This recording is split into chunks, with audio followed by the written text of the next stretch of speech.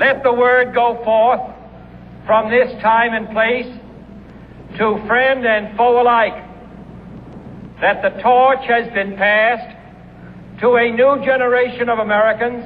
John F. Kennedy was not the first president to appear on television, but he was America's first television president. Ask not what your country can do for you. Ask what you can do for your country. The televised image of this youthful, articulate leader seemed to reflect a nation's yearning for a fresher, brighter day.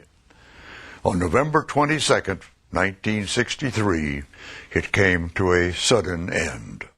President Kennedy arrived in Dallas that morning for a political goodwill visit. Citizens lined the streets, waving as the presidential motorcade moved slowly through the city. At about 12:30, as the open convertible carrying the presidential party passed through Dealey Plaza, 3 sharp cracks punctuated the afternoon air. When that news broke, I immediately called Frank Stanton, who was president of CBS. He was in a very important meeting. And his secretary said, "I'm sorry, he's not to be disturbed." I said, "You better disturb him." She said, "Well, I'm not allowed to disturb him." I said, "The president's just been shot." She said, "Well, he'll call you back." I said, "You better call me back immediately because he may not be alive by the time he calls me back."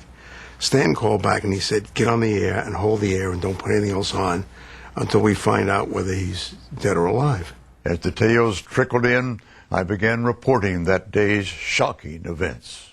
Throughout the streets of Dallas, the Dallas police had been augmented by some 400 policemen called in on their day off because there were some fears and concerns in Dallas. It was just the beginning of what would become 4 days of uninterrupted and unprecedented news coverage.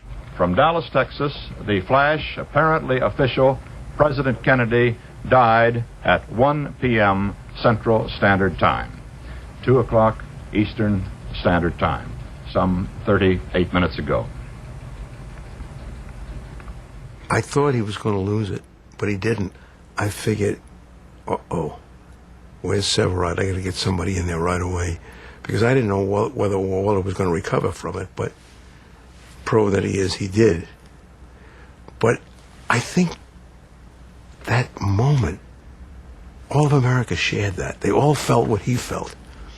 They felt the same despair, the same, my God, what do we do now?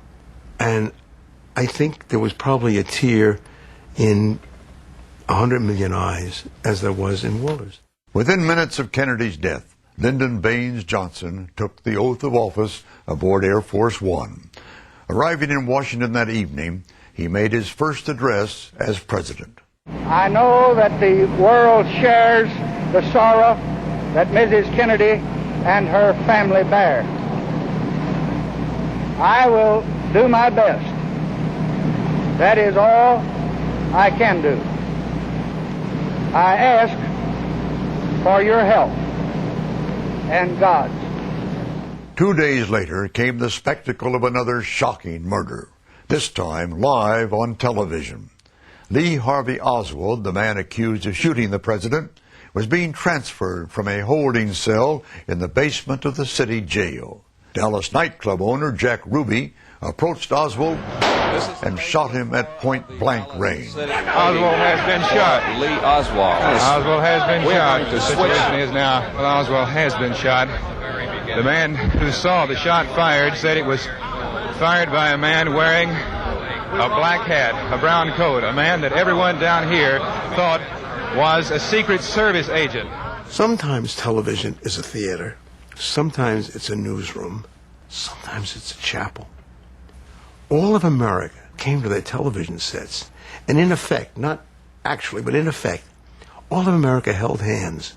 That is the best use of television. Kennedy's coffin lay in state at the nation's capital that day as thousands of mourners gathered to pay their final respects. The next day, television followed the funeral procession to Arlington National Cemetery, where John F. Kennedy, age 47, was laid to rest.